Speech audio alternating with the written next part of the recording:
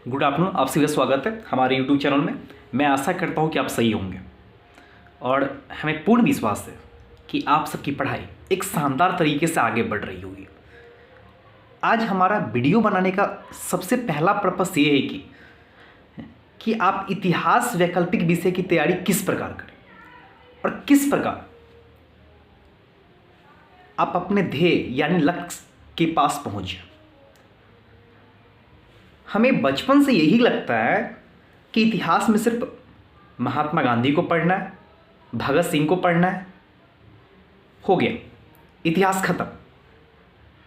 और जब आप ग्रेजुएशन करते हैं तब आपको लगता है कि इतिहास तो कुछ अलग है, क्योंकि जनरल कॉम्पिटिटिव एग्ज़ाम में कुछ क्वेश्चन अलग प्रकार के पूछे जाते हैं। और जब आप सिविल सर्विस एग्ज़ाम की तैयारी कर रहे हो और उसमें जो एक खंड दूसरा वाले होता है यानी मेंस के रूप में, वहाँ तो और इतिहास चुनौती लेकर आता है। तो हम उस चुनौती का सामना कैसे करें, हम अपने आप को पहले से कितना मजबूत बना के रखें, हम इतिहास के साथ न्याय कैसे करें, क्या हम जो पढ़ रहे हैं वो सही पढ़ रहे हैं, क्या हम इतिहास की तैयारी जो कर रहे हैं सही ट्रैक पे कर रहे हैं। तो इन्हीं बातों को पहले आज हम डिस्कस करेंगे। तो सबसे पहले इतिहास के रूप में वैकल्पिक विषय की तैयारी कैसे की जाए। मेरा पहले से जो इतिहास जिनके ऑनर्स पेपर है, मैं उनके लिए यही सुझाव देना चाहूँगा, 10 किताब पढ़ने से अच्छा है आप एक किताब को 10 बार पढ़ लें। क्योंकि अब जितना दिमाग 10 किताबों में लगाएंगे उतना दिमाग एक किताब में लगा ले। और सबसे पहले अगर आप बीपीएससी कर रहे हो या यूपीपीसीएस कर रहे हो या यूपीएससी कर रहे हो या किसी भी स्टेट की पीसीएस की तैयारी आप कर रहे हो, तो आपके सबसे पहले विषय से संबंधित आधारभूत संरचना चाहिए, यानी उस विषय से संबंधित आपकी जो बेसिक स्ट्रक्चर है उस विषय से संबंधित वह पूरी तरह क्लियरेंस चाहिए कि हमें उस टॉपिक में कितने गहराई तक जाना है और कितना ऊपर उठना है। ये इसलिए ज़रूरी होता है कि आप विषय के साथ सही न्याय कर पाएंगे। तो हम फिर से अपने वैकल्पिक विषय की ओर आते हैं कि इतिहास विषय की तैयारी कैसे की जाए। तो सबसे पहले हम बीपीएससी की ओर आते हैं, यानी हम अपने बिहार की ओर। अगर आप इसके सिलेबस को ठीक से देखें तो आपको इतिहास में मुख्यतः 4 चीज़ पढ़ने हैं। एक, आपको प्राचीन भारत भी पढ़ना है, साथ में मध्यकालीन भी पढ़ना है, और वही साथ में आपको आधुनिक भारत लेकर भी चलना है, और साथ ही विश्व इतिहास भी पढ़ने हैं, जिसमें आपको विश्व इतिहास के कई पहलुओं को छू कर चलना है। अगर आप इस चीज़ को लेकर आगे बढ़ते हैं तो मैं आशा ज़रूर करता हूं कि आप इतिहास विषय के साथ न्याय जरूर कर पाएंगे।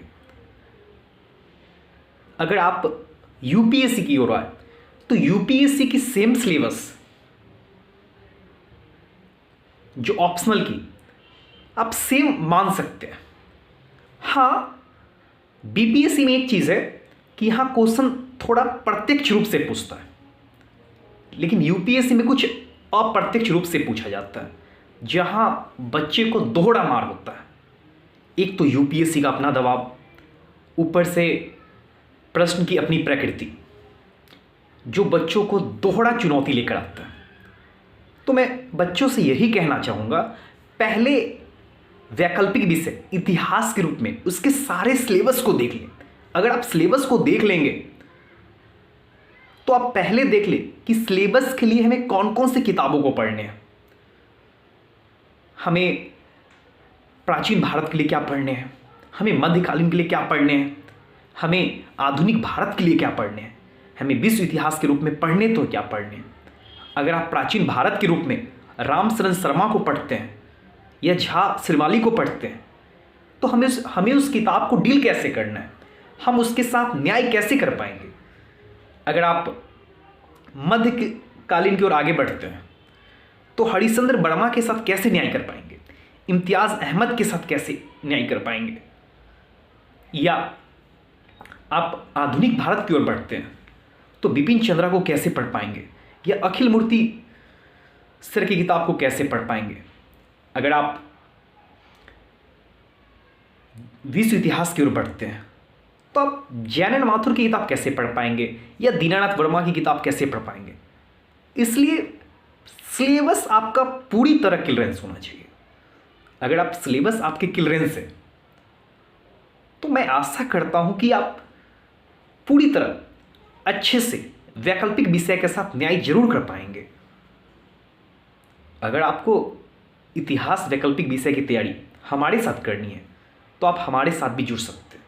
आप सारथी सिविल सर्विस क्लास के साथ भी आप इतिहास वैकल्पिक विषय और साथ ही बीपीएससी, यूपीपीसीएस और यूपीएससी की तैयारी भी कर सकते हैं। तो मैं आशा करता हूं कि यह वीडियो आपको आपके परीक्षा के दौरान कहीं ना कहीं सहायक जरूर होगा। मैं आशा करता हूं अब कि आप अपने अब पढ़ाई को एक नई गति देंगे, जिसके माध्यम से आप आसानी से हे वाले रास्ते के पास आसानी से पहुंच जाएंगे।